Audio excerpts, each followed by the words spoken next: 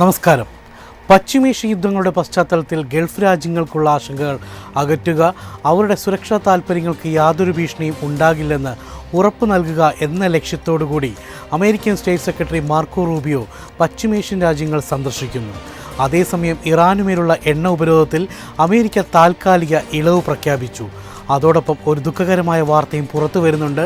ലോകത്തിലെ ഏറ്റവും വലിയ LNG പ്ലാന്റായ ഖത്തർ റാസ് ലഫാൻ വ്യവസായ കേന്ദ്രത്തിലെ സ്ഫോടനത്തിൽ കൊല്ലപ്പെട്ട 13 പേരിൽ 12 പേരും ഇന്ത്യക്കാരാണെന്നുള്ള റിപ്പോർട്ടുകളും പുറത്തു വരുന്നു. ഈ മണിക്കൂറിലെ ഏറ്റവും പ്രധാനപ്പെട്ട വാർത്തകൾ നോക്കാം. എല്ലാ പ്രേക്ഷകർക്കും ഒരു മണി വാർത്തയിലേക്ക് സ്വാഗതം.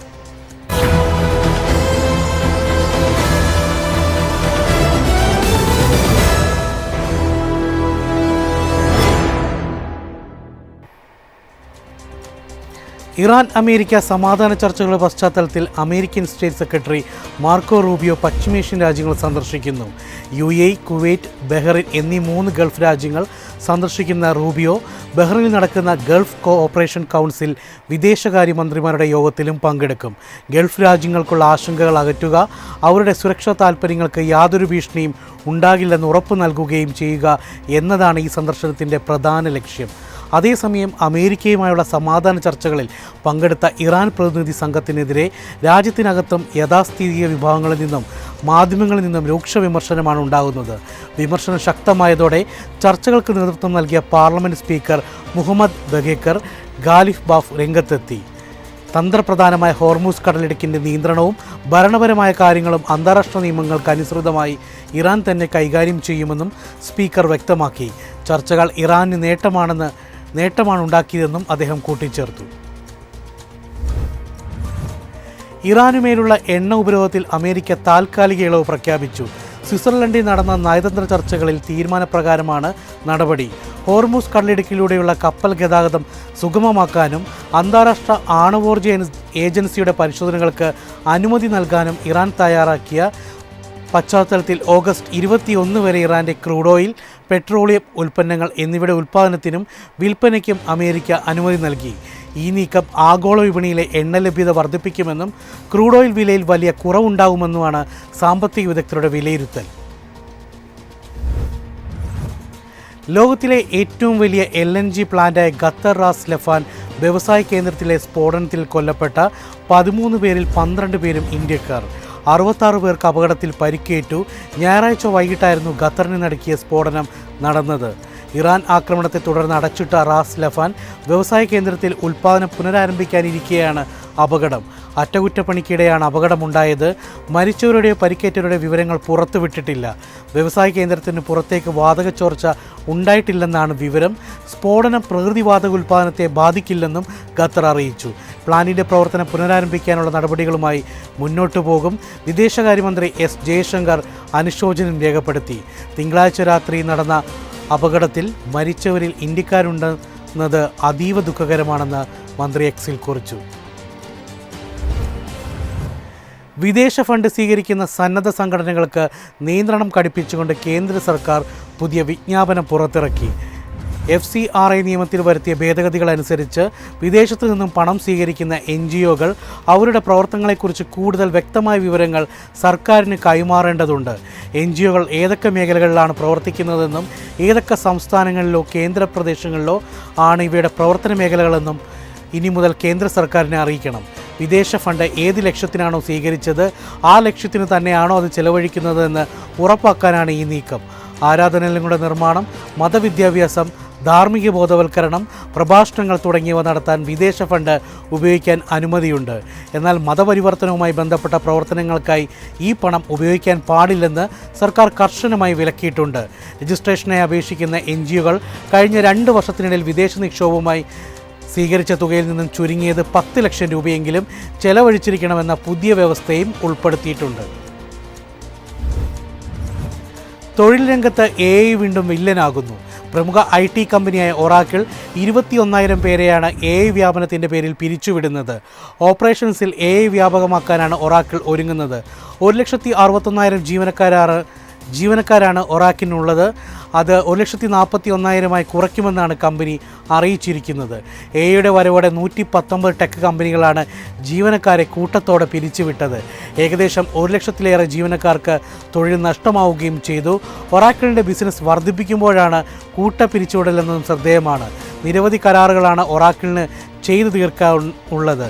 AI സേവനങ്ങളുടെ വ്യാപനത്തിനായി $70 ബില്യൺ ചെലവഴിക്കുമെന്ന് ഒറാക്കിൾ വ്യക്തമാക്കിയിരുന്നു. ഇതിനു പുറമെ $40 ബില്യൺ കടപ്പത്രങ്ങളിലൂടെ സമാഹരിക്കുമെന്നും ഒറാക്കിൾ അറിയിച്ചു. മുമ്പ് പ്രഖ്യാപിച്ച ഓഹരി വിൽപ്പനയിലൂടെ $20 ബില്യൺ സ്വരൂപിക്കാനും ഒറാക്കിളിന് പദ്ധതിയുണ്ട്. താൽക്കാലിക നിരോധനത്തിന് ശേഷം ഇന്ത്യയിൽ മെസ്സേജിംഗ് ആപ്പായ ടെലഗ്രാം സേവനങ്ങൾ പൂർണ്ണതോതിൽ പുനഃസ്ഥാപിച്ചു. ഗൂഗിൾ പ്ലേ സ്റ്റോറിൽ ആപ്പ് ഇപ്പോൾ ലഭ്യമായി തുടങ്ങി. ഉപയോക്താക്കൾക്ക് സാധാരണ നിലയിൽ സന്ദേശങ്ങൾ അയക്കാനും സ്വീകരിക്കാനും സാധിക്കുന്നുണ്ട്. നീറ്റ് UG പുനഃപരീക്ഷയുമായി ബന്ധപ്പെട്ടാണ് ടെലഗ്രാമിന് വിലക്ക് വീണത്. ജൂൺ 16 മുതൽ ജൂൺ 22 വരെയായിരുന്നു ഈ കർശന നിയന്ത്രണങ്ങൾ നിലനിന്നിരുന്നത്. ഓൺലൈൻ പ്ലാറ്റ്ഫോമുകളുടെ സ്വാതന്ത്ര്യം, അഭിപ്രായ സ്വാതന്ത്ര്യം, സർക്കാരിൻ്റെ അധികാരപരിധികൾ എന്നിവയെ ചൊല്ലി വലിയ രീതിയിലുള്ള ചർച്ചകൾക്കാണ് ഈ നിരോധനം രാജ്യത്ത് വഴി തുറന്നത്. ഫിൻടെക് കമ്പനിയായ ക്രെഡ് സ്ഥാപകൻ കുനാൽ ഷായെ വാട്സാപ്പിൻ്റെ ആഗോള മേധാവിയായി മെറ്റ നിയമിച്ചു. മെറ്റ പ്ലാറ്റ്ഫോംസ് ക്രെഡിൽ $900 മില്യൺ വൻ നിക്ഷേപം നടത്തിയതിന് പിന്നാലെയാണ് ഈ സുപ്രധാന നേതൃമാറ്റം പ്രഖ്യാപിച്ചത്. 7 വർഷത്തോളം വാട്സാപ്പിനെ നയിച്ച വിൽ കാട്ടിന് പകരമാണ് കുനാൽ ഷാ ചുമതലയേൽക്കുന്നത്. മെറ്റയുടെ ഈ തീരുമാനത്തെ തുടർന്ന് കുനാൽ ഷാ ക്രെഡിൻ്റെ പ്രവർത്തനപരമായ ഉത്തരവാദിത്തങ്ങളിൽ നിന്നും ഒഴിഞ്ഞു മാറുകയും കമ്പനിയുടെ തന്ത്രപ്രധാന കാര്യങ്ങൾ നോക്കിയിരുന്ന മിതൽ സമ്പത്തിനെ ഇടക്കാല CEO നിയമിക്കുകയും ചെയ്തു. ടിക്കറ്റും ഹോട്ടൽ ബുക്കിങ്ങും ഉൾപ്പെടെ സേവനങ്ങൾ ഒറ്റ പ്ലാറ്റ്ഫോമിലാക്കി എയർ ഇന്ത്യയുടെ വൻ മാറ്റം. എയർ ഇന്ത്യയും പ്രമുഖ യാത്രാ പ്ലാറ്റ്ഫോമായ Booking.com തമ്മിലുള്ള പുതിയ പങ്കാളിത്തത്തിലൂടെയാണ് പുതിയ മാറ്റം.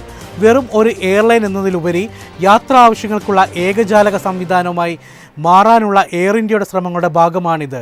ജൂൺ 22 പ്രഖ്യാപിച്ച ഈ സേവനത്തിലൂടെ എയർ ഇന്ത്യയുടെ വെബ്സൈറ്റിലും ആപ്പിലും സംയോജിപ്പിച്ചിരിക്കുന്ന പ്രത്യേക പ്ലാറ്റ്ഫോം വഴി യാത്രക്കാർക്ക് ഹോട്ടലുകൾ ബുക്ക് ചെയ്യാം.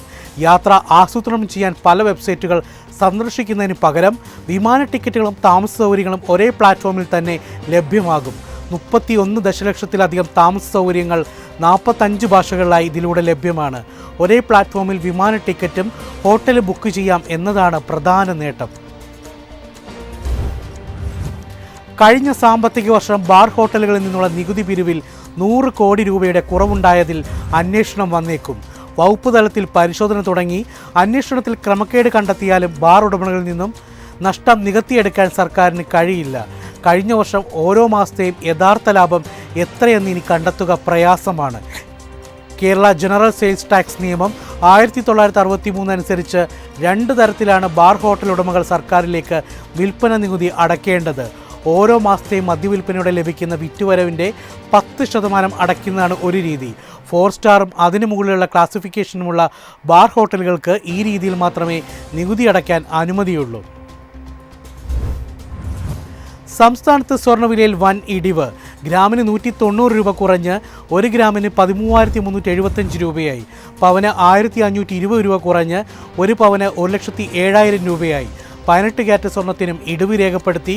ഗ്രാമിന് 155 രൂപ കുറഞ്ഞ് 1 ഗ്രാമിന് 10,995 രൂപയായി.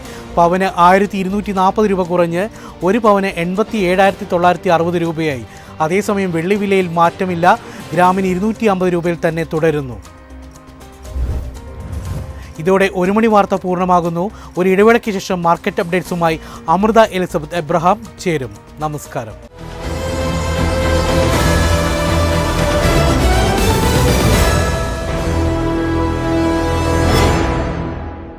എളുപ്പത്തിൽ സമ്പാദ്യം വളർത്താം. ഇന്ന് തന്നെ മൈഫിൻ TV ആപ്പ് ഡൗൺലോഡ് ചെയ്യൂ.